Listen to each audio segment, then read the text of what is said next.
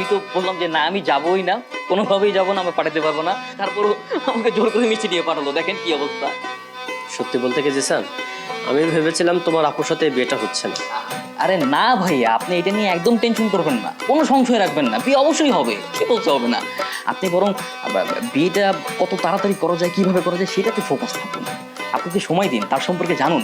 সারা জীবন একসঙ্গে তারা সংসার করবেন, একে অপরকে জানাটা খুব জরুরি, তাই না? জানতে হবে না, বলো। তা অবশ্য তুমি ঠিকই বলেছো। তাহলে জিসান এক কাজ করি, আগামীকালকে মাকে তোমার আব্বুর সাথে কথা বলতে পাঠাই। না না ভাইয়া, আগামীকাল কেন, আজকেই হোক ভাইয়া, আপনি আজকেই কথা বলেন। আজকেই? হ্যাঁ, আর আমি কথা ভাই একটা কথা বলে রাখলাম, আপু কিন্তু প্রথম প্রথম অনেক না করবে, হ্যাঁ না করবে, ও দেখছে এগুলো সবই ঢং। আপুর মনের কথাটা মূলত আমি বললাম। আচ্ছা ভাইয়া, এই বাড়িটা কি আপনাদের? হ্যাঁ আমাদের। হ্যাঁ, রিয়েলি? ওয়াও, খুব সুন্দর বাড়ি, মানে দেখলে শুধু দেখতে ইচ্ছে করে, বাহ।